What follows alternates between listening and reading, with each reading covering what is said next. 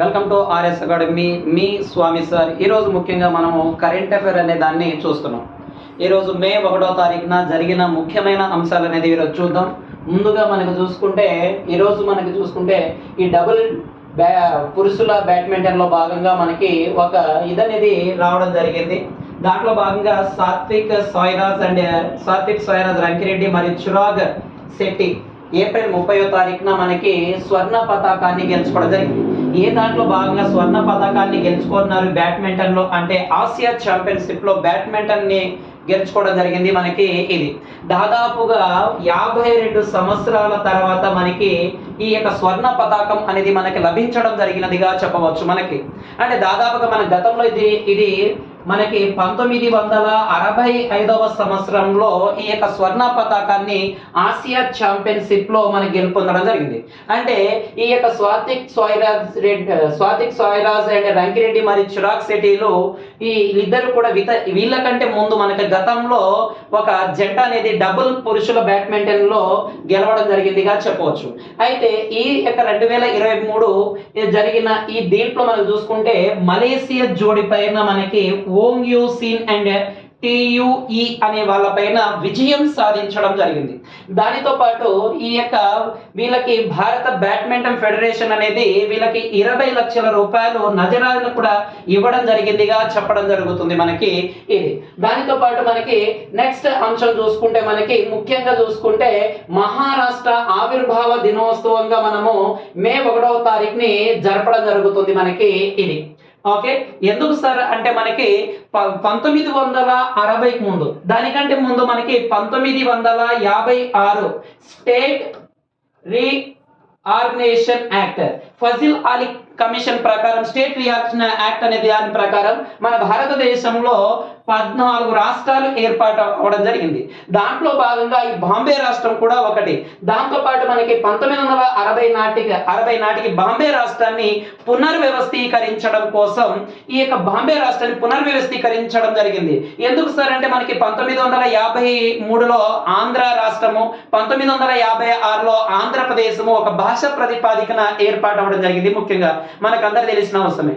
దాని వలన ఈ బాంబే రాష్ట్రంలో ఒకప్పుడు చూసుకుంటే మనకి గుజరాత్ ప్రజలు, దాని తర్వాత అక్కడ నుంచి మనకి కర్ణాటకలోని కొంత భాగము, ఇప్పుడున్న మహారాష్ట్ర ప్రాంతాలు, ఈ 3 ప్రాంతాలు కలిపి ఉండేవి.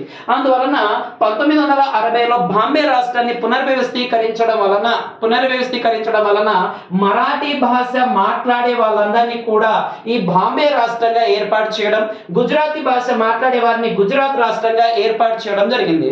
ఇలాగ మనకి ఈ యొక్క బాంబే రాష్ట్ర పునర్వ్యవస్థీకరణ చట్టం ప్రకారం మనకి ఏర్పాటు అవ్వడం జరిగింది. ప్రజెంట్ మన మహారాష్ట్రని చూసుకుంటే, ఈ బాంబేని చూసుకుంటే భారతదేశ ఆర్థిక రాజధాని భారత ఎకానమిక్ క్యాపిటల్ అనే పేరుతో కూడా మనం పిలవడం జరుగుతుంది.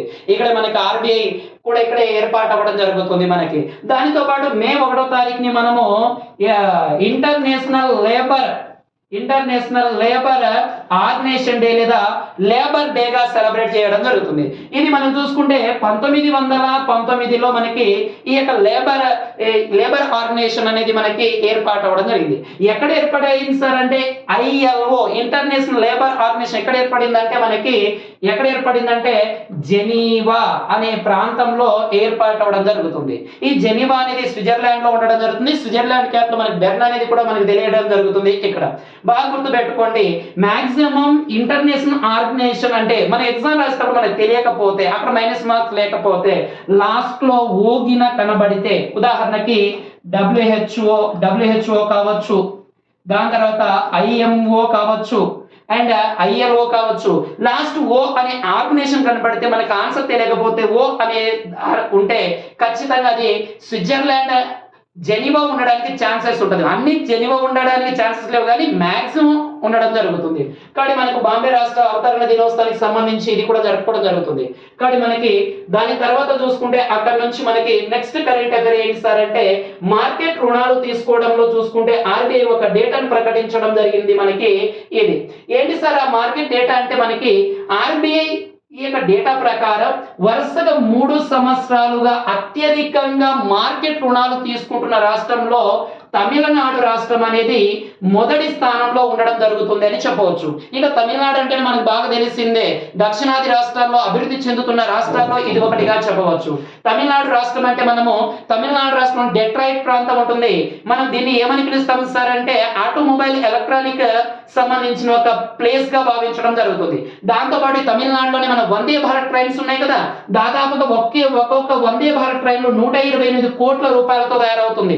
ఈ 128 కోట్ల రూపాయలతో తయారు చేసి చెన్నైలో ఈ వందే భారత్ ట్రైన్లు తయారవుతున్నాయని కూడా చెప్పడం జరుగుతుంది మనకి. ఓకే, దాని తర్వాత నెక్స్ట్ కరెంట్ అఫైర్ ఏంటి సార్ అని చూసుకుంటే మనకి ఒక ఇది అనేది మనకి కరెంట్ అఫైర్ లో నుంచి చూడడం జరిగింది. అదేంటి సార్ అంటే మనకి ఫార్ములా 1 ఛాంపియన్షిప్ మనకి ఇటీవల హైదరాబాద్ రాష్ట్రంలో రీసెంట్ గా జరగడం జరిగింది. ఫార్ములా రేస్ 1 అది మనకు చూసుకుంటే ప్రపంచ ఛాంపియన్షిప్ యొక్క 4వ రౌండ్ లో మనకు చూసుకుంటే అజర్బైజాన్ గ్రాండ్ ఫిక్ అనే వ్యక్తి గెలుపొందడం జరుగుతుంది. ఎక్కడ జరిగింది సార్ అంటే మనకి సెర్గియా ఫెరోజ్ బాకులో అనే ప్రాంతంలో మనకు జరగడం జరిగింది. ఒకటి గుర్తు పెట్టుకోండి, ఇటీవల ఈ యొక్క మనకు చూసుకుంటే ఫార్ములా రేస్ గేమ్ ఇటీవల ఎక్కడ జరిగింది సార్ అంటే మనకి హైదరాబాద్ అనే ప్రాంతంలో జరగడం జరిగిందిగా చెప్పవచ్చు మనకు. ఓకే, ఇటీవల మనకి ఈ యొక్క కేటీఆర్ తెలంగాణ రాష్ట్ర ఐటీ శాఖ మంత్రి అయిన ఈ యొక్క కేటీఆర్ కల్వకుంట్ల తారక రామారావు కూడా ఈ ఫార్ములా రేస్ అనే దాన్ని ప్రారంభించడం జరిగింది. ఈ రోజు చూసుకుంటే 2023 ఈ యొక్క మే 1వ తారీఖున మన కరెంట్ అఫైర్ లో భాగంగా చూసుకుంటే రెడ్ బుల్ యొక్క సెర్గియా ఫెర్గో బాకులో ఏం జరిగింది సార్ అంటే ఫార్ములా రేస్ ప్రపంచ ఛాంపియన్షిప్ అనేది జరిగింది. దాంట్లో 4వ రౌండ్ లో భాగంగా గెలుచుకున్న వ్యక్తి అజర్బైజాన్ గ్రాండ్ పిక్స్ అనే వ్యక్తి గెలుపొందాడు. దీంతో పాటు మనం గుర్తుపెట్టుకోవాల్సింది ఇటీవల ఫార్ములా రేస్ గేమ్ అనేది ఎక్కడ జరిగింది అంటే హైదరాబాద్ లో జరగడం జరిగిందిగా చెప్పడం జరుగుతుంది మనకి ఇది. దాని తర్వాత చూసుకుంటే మనకి నెక్స్ట్ కరెంట్ అఫైర్ ఏంటి సార్ అంటే భారత సైన్యంలో మొదటి మహిళా అధికారులు ఆర్టిలరీ రెజిమెంట్ లోకి చేర్చారు. అంటే ఇప్పటిదాకా మహిళల్ని చేర్చుకోలేదు, కానీ ఇక్కడ మనకి మొదటి మహిళా రెజిమెంట్ లో అంటున్నాం మనం.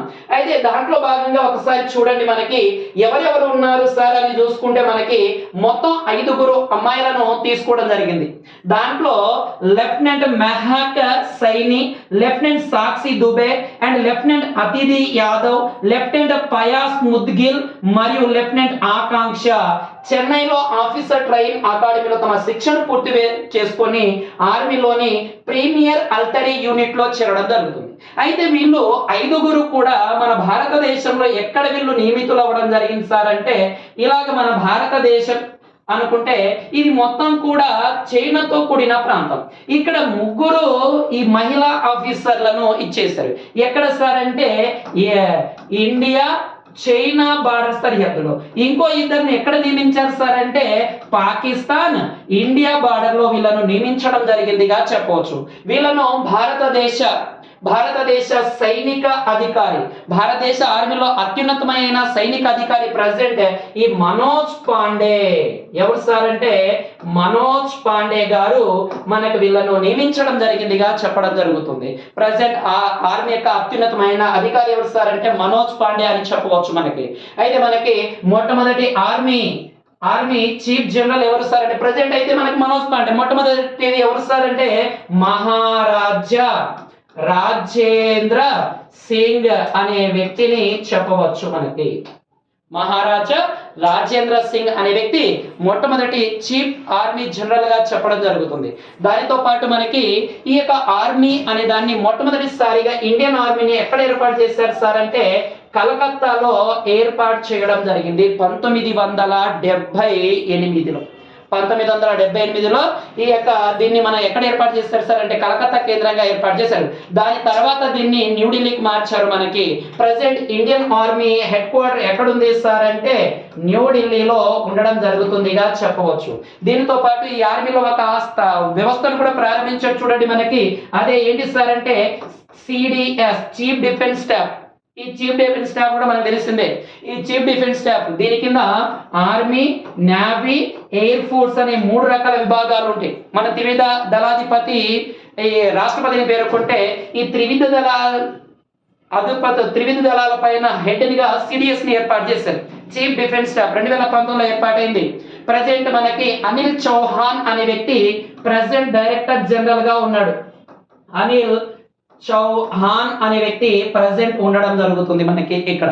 ఓకే, మొదటి సిడిఎస్ ఆఫీసర్ గా బిపిన్ రావత్ ఉండేవాడు. 2021 డిసెంబర్ 8వ తారీఖున ఇతను ప్రయాణిస్తున్న హెలికాప్టర్ ఓకే MI-17V5 అనే హెలికాప్టర్ పేలిపోయి చనిపోవడం జరుగుతుంది బిపిన్ రావత్. అతనితో పాటు ఇంకో 13 మంది కూడా చనిపోవడం జరిగింది. కాబట్టి మనకి ఇక్కడ దాకా చూద్దాం. దాని తర్వాత నెక్స్ట్ కరెంట్ అఫైర్ ఏంటి సార్ అంటే బ్యాంక్ ఆఫ్ బరోడా సంబంధించిన ఒక కరెంట్ అఫైర్ అనేది మనకి రావడం జరిగింది. ఈ బ్యాంక్ ఆఫ్ బరోడాలో చూసుకుంటే మనకి మేనేజింగ్ డైరెక్టర్ గా ఎవరు సార్ అంటే దేబాదత్ చంద్ర నియమితులు అవ్వడం జరిగింది మనకి ఈ దినం. బ్యాంక్ ఆఫ్ బరోడా యొక్క మనం చూసుకుంటే 1908వ సంవత్సరంలో వడాదోరా అనే ప్రాంతంలో దీన్ని ఏర్పాటు చేయడం జరిగింది బ్యాంక్ ఆఫ్ బరోడా అనే దాన్ని. అయితే ఇతను 2023 జూలై 1వ తారీఖు నుంచి ఇతను దేబాదత్ చంద్ర నియమితులు అవ్వడం జరుగుతుందిగా చెప్పడం జరుగుతుంది మనకి ఇక్కడ. అయితే ఇటీవల బ్యాంక్ ఆఫ్ బరోడా చూసుకుంటే మనకి ఇటీవల దీంట్లో దేనా బ్యాంకు, విజయ బ్యాంకును కూడా ఇటీవల కలపడం జరుగుతుంది మనకి. ఇది భారతదేశంలో ఇటీవల మనకి అడిగిన క్వశ్చన్ కూడా ఈ యొక్క ఆంధ్రప్రదేశ్ ఎస్ఐ ఎగ్జామ్ లో కూడా ఒక క్వశ్చన్ అడిగాడు. ఈ భారతదేశంలో ప్రస్తుత జాతీయ బ్యాంకులు ఎన్ని అని కూడా అడగడం జరిగినది మనకి. ఓకే, ఇలాంటి క్వశ్చన్లు అనేవి పడడం జరుగుతుంది కాబట్టి మనం అక్కడ నుంచి కూడా క్వశ్చన్లు అనేవి చూద్దాం మనము. దాని తర్వాత నెక్స్ట్ కరెంట్ అఫైర్ అనేది చూసుకుంటే మనకి ఢిల్లీలో ఒక కార్యక్రమాన్ని చేపట్టడం జరిగింది. ఎవరు సార్ అంటే కేంద్ర వ్యవసాయ శాఖ మంత్రి అయిన ఎవరు సార్ అంటే మనకి నరేంద్ర సింగ్ తోమార్ అనే వ్యక్తి మనకి ఎక్కడంటే ఢిల్లీలోని హట్ అనే ప్రాంతంలో మిల్లెట్ ఎక్స్పీరియన్స్ సెంటర్ ని ప్రారంభించడం జరిగింది. ఎందుకు సార్ మిల్లెట్ ఎక్స్పీరియన్స్ సెంటర్ ని ప్రారంభించడానికి ప్రధాన కారణం ఏంటంటే భారతదేశాన్ని గ్లోబల్ మిల్లెట్ హబ్ గా ఏర్పాటు చేయాలనే ఉద్దేశంతో. ఓకే, ఏంగా ఏర్పాటు చేయాలని గ్లోబల్ మిల్లెట్ హబ్ గా ఏర్పాటు చేయాలనే ఉద్దేశంతో దీన్ని ప్రారంభించడం జరిగినది ఈ నరేంద్ర సింగ్ తోమార్ అనే వ్యక్తి. అందుకే మనకి ఈ యుఎన్ఓ యునైటెడ్ నేషన్ ఆర్గనైజేషన్ 2023వ సంవత్సరానికి ఏమని ప్రకటించింది? ఇంటర్నేషనల్ మిల్లెట్ డేగా ప్రకటించడం కూడా జరిగిందని మనకు ఆల్రెడీ తెలుసు. ఓకే, ఇలాగ మనకి దానికి సంబంధించిన కరెంట్ అఫైర్ అనేది మనం చదువుతున్నాం. దాంట్లో భాగంగా నరేంద్ర సింగ్ తోమార్ అనే వ్యక్తి భారతదేశ వ్యవసాయ శాఖ మంత్రిగా పనిచేయడం జరుగుతుంది మనకి ఈ దినాన్ని. దాని తర్వాత మనకి నెక్స్ట్ కరెంట్ అఫైర్ చూసుకుంటే మనకి ఏంటి సార్ నెక్స్ట్ కరెంట్ అఫైర్ అంటే సరిహద్దు ఆంక్ష జిల్లాలకు ప్రయోజనం చేకూరేందుకు 41 FM రేడియో ట్రాన్స్మిటర్లను ప్రారంభించారు నరేంద్ర సింగ్ మోడీ. ఏంటి సార్ అంటే మనకి ఇటీవల మనకు చూసుకుంటే 100వ మన్ కీ బాత్ అనే కార్యక్రమాన్ని ప్రారంభించారు. మన్ కీ బాత్ కార్యక్రమాన్ని ప్రారంభించడం జరిగింది మనకి. ఈ మన్ కీ బాత్ 100వ కార్యక్రమాన్ని యునైటెడ్ నేషన్ ఆర్గనైజేషన్ లో కూడా దీన్ని ప్రజెంటేషన్ చేయబోతున్నారు. దానితో పాటు ఈ యొక్క నరేంద్ర మోడీ దీన్ని 2014వ సంవత్సరం అక్టోబర్లో దీన్ని ప్రారంభించడం జరిగింది. బాగా గుర్తుపెట్టుకోండి, మన్ కీ బాత్ అనే కార్యక్రమాన్ని 2014 అక్టోబర్లో ప్రవేశపెట్టారు. అక్టోబర్ 3వ తారీఖున దీన్ని ప్రారంభించడం జరిగినది. అయితే ఈ యొక్క మన్ కీ బాత్ కార్యక్రమాన్ని ఇటీవల ఎన్నో ఎపిసోడ్ చేశారు సార్ అంటే 100వ ఎపిసోడ్ ని చేయడం జరిగింది. ఎందుకంటే ప్రధానమంత్రి డైరెక్ట్ గా ఈ యొక్క వ్యక్తులతో ప్రతి ఒక్కరితో మాట్లాడే విధంగా ఈ మన్ కీ బాత్ అనే కార్యక్రమాన్ని ప్రారంభించడం జరిగింది. అందువలన ఈ యొక్క ప్రతి విషయం కూడా చిట్ట చివరి ప్రాంతాలకు చేరే విధంగా 18 రాష్ట్రాలు మరియు 2 కేంద్ర పాలిత ప్రాంతాలు మొత్తం 20 పరిపాలక ప్రాంతాలలో 91 FM ట్రాన్స్మిటర్లను ఈ యొక్క నరేంద్ర మోడీ గారు ప్రారంభించడం జరిగింది. అయితే మనకి రేడియో ట్రాన్స్మిటర్ ని కనుగొన్న వ్యక్తి ఎవరో మనకు తెలిసిందే, మార్కో గుల్మో ఎర్మోని అనే వ్యక్తి. ఓకే, కాబట్టి దాంతో పాటు మన భారతదేశంలో చూసుకుంటే మొట్టమొదటిసారిగా రేడియోని ఎక్కడ ప్రవేశపెట్టారు సార్ అంటే మద్రాస్ ప్రాంతంలో ప్రవేశపెట్టడం జరిగింది. తర్వాత కొంతకాలానికే ఈ మద్రాస్ ప్రాంతంలో ప్రారంభించిన రేడియో అనేది మూసివేశారు. తర్వాత ఇది మనకి ముంబై ప్రాంతంలో అధికారికంగా ప్రారంభం అవడం జరిగింది మనకి ఇది. కాబట్టి ఇక్కడ చూసుకుంటే మనకి కరెంట్ అఫైర్ ఏంటి సార్ అంటే మాన్ కీ బాత్ కార్యక్రమం ఎప్పుడు ప్రారంభమైంది, ఇది ఎన్నోవ కార్యక్రమం, అసలు మనకి ఇది ఎన్ని రాష్ట్రాల్లో కనెక్టివిటీ చేయాలనే ఉద్దేశంతో, ఎన్ని కేంద్రపాలిత ప్రాంతాల్లో కనెక్టివిటీ చేయాలనే ఉద్దేశంతో ప్రారంభించారు. 91 ఎఫ్ఎం ట్రాన్స్మిటర్లను ప్రధాని నరేంద్ర మోడీ ప్రారంభించారు. మనకి ఇది మనం చూసుకోవాల్సిన ముఖ్యమైన కరెంట్ అఫైర్ గా చెప్పడం జరుగుతుంది. ఇక్కడ కూడా అదే చూడండి, మనకి ఈ యొక్క మాన్ కీ బాత్ ఏప్రిల్ 30వ తారీఖున 100వ ఎపిసోడ్ ప్రసారం చేయడం జరిగినది మనకి అని. ఓకే, ఇక్కడ చెప్పింది మనకి ఉండడం జరుగుతుంది. మనకి యుఎన్ఓలో కూడా దీన్ని ప్రారంభించారు అని చెప్పవచ్చు మనకి. దాని తర్వాత చూసుకుంటే ఇంకో కరెంట్ అఫైర్ ఏంటి సార్ అంటే మనకి తెలంగాణ రాష్ట్రం అనేది కరెంట్ అఫైర్ లో నుంచి చూడడం జరిగింది. జాతీయ అవార్డులు తెలంగాణకి 13 విభాగాల్లో రావడం జరిగింది. మనకి ఏ దాంట్లో వచ్చింది సార్ అంటే పంచాయతీ రాజ్. పంచాయతీ రాజ్ అంటే తెలిసినదే మనకి 1991, 92లో మనకి ఈ 73వ రాజ్యాంగ సవరణ ద్వారా మనకి దీన్ని పంచాయతీ రాజ్ అనే దాన్ని ప్రవేశపెట్టారు. ఇలాగ మనకి పంచాయతీ రాజ్ చట్టం అనేది అమలు రావడము ఏది మనకి చూసుకుంటే ఏప్రిల్ 24వ తారీఖుని మనం జాతీయ పంచాయతీరాజ్ దినోత్సవంగా జరుపుకోవడం జరుగుతుంది. మనకి రీసెంట్ గా జరిగిన ఎగ్జామ్ లో కూడా దీనిపైన అడగడం జరుగుతుంది.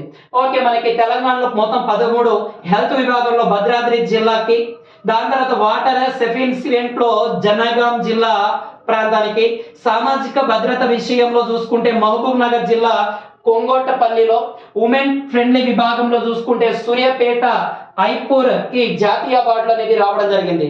ఈ అవార్డులన్నీ కూడా మనకి రాష్ట్రపతి చేతుల మీదుగా అందుకోవడం జరుగుతుందిగా చెప్పవచ్చు మనకి ఇది. ఓకే, జాతీయ పంచాయతీరాజ్ దినోత్సవం ఏప్రిల్ 24వ తారీఖున మనకి ఓకే ఇలాగ ఉండడం జరుగుతుంది ఇది.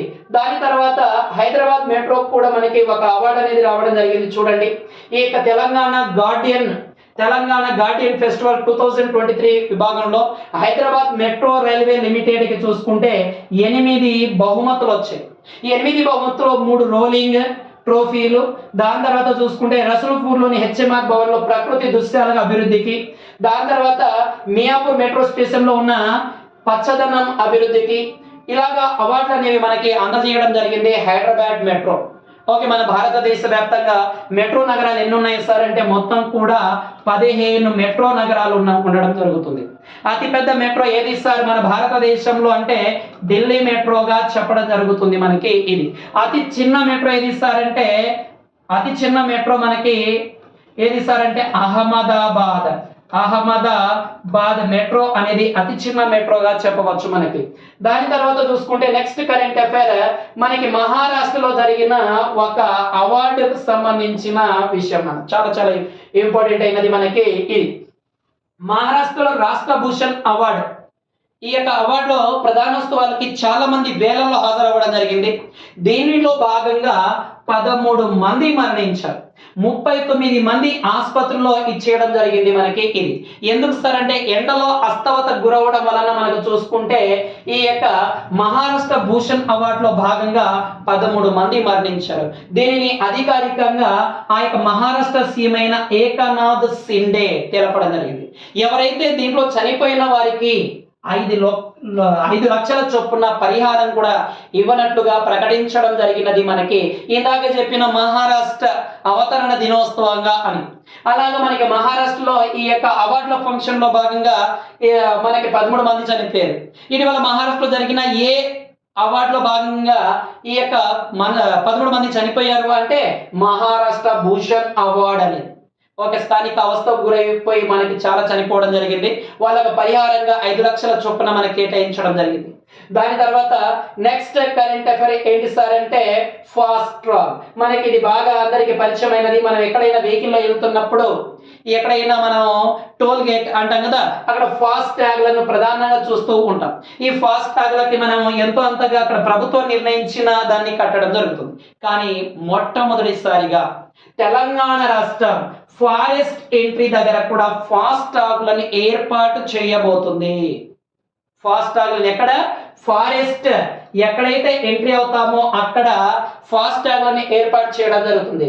దానిలో భాగంగా Nagarjuna Srisailam tiger reserve, national highway authority of India అనుబంధ సంస్థ అయిన Indian highways management company limited మధ్య ఒక అవగాహన ఒప్పందం జరిగింది. దీనిలో భాగంగా ఏదైతే ఎవరైతే ఫారెస్ట్ లోకి వెళతారో వాళ్ళు ఫాస్ట్ ట్యాగ్లను కట్టవలసి వస్తుంది. దాంతో భాగంగా ఇంకో కరెంట్ అఫైర్ ఏంటి సార్ అంటే మనకి ఇక్కడ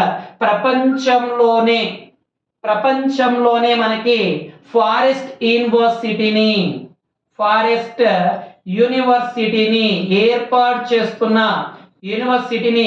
ఏర్పాటు చేస్తున్న దేశాలలో మన భారతదేశం మూడవది.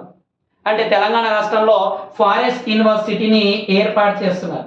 మొదటిది అయితే మనకి చూసుకుంటే రష్యా, దాని తర్వాత చెన్నై, ఈ రెండు దేశాలలో ప్రపంచంలో ఏర్పాటు చేస్తే మన భారతదేశంలో మొట్టమొదటిసారిగా ఫారెస్ట్ యూనివర్సిటీని ఎక్కడ ఏర్పాటు చేశారు సార్ అంటే తెలంగాణ రాష్ట్రంలో అని చెప్పవచ్చు. మనకి దాంతో పాటుగా మనకి ఫారెస్ట్ ఫాస్ట్ ట్రాక్ ని కూడా ఏర్పాటు చేయడం జరిగింది మనకి. దాంతో పాటు మనకి ఈ నాగార్జున శ్రీశైలం అనేది భారతదేశంలో అతి పెద్ద టైగర్ రిజర్వ్ ఏది సార్ అంటే నాగార్జున శ్రీశైలం టైగర్ రిజర్వ్. భారతదేశంలో మొత్తం టైగర్ రిజర్వ్లు ఎన్ని ఉన్నాయి సార్ అంటే 54 టైగర్ రిజర్వ్లు ఉన్నాయి. దాంట్లో మొదటి టైగర్ రిజర్వ్ ఏది సార్ అంటే బందీపూర్ టైగర్ రిజర్వ్. ఎక్కడుంది సార్ అంటే మనకి బందీపూర్ టైగర్ రిజర్వ్ కర్ణాటక, భారతదేశంలోని మొట్టమొదటి టైగర్ రిజర్వ్. దీంట్లో భాగంగా మనకి నేషనల్ టైగర్ రిజర్వ్ యాక్ట్ లేదా national wild life sanctuary act లేదా వన్యప్రాణి సంరక్షణ చట్టం అనేది 1973లో చేశారు మనకి. ఈ 73 చట్టం ప్రకారం భారతదేశంలో మొదటి టైగర్ రిజర్వ్ ఏది సార్ అంటే బందీపూర్ టైగర్ రిజర్వ్. భారతదేశంలో మొత్తం ఎన్ని టైగర్ రిజర్వ్లు ఉన్నాయి? 54 టైగర్ రిజర్వ్లు. 54వ టైగర్ రిజర్వ్ ఏది సార్ అంటే గురు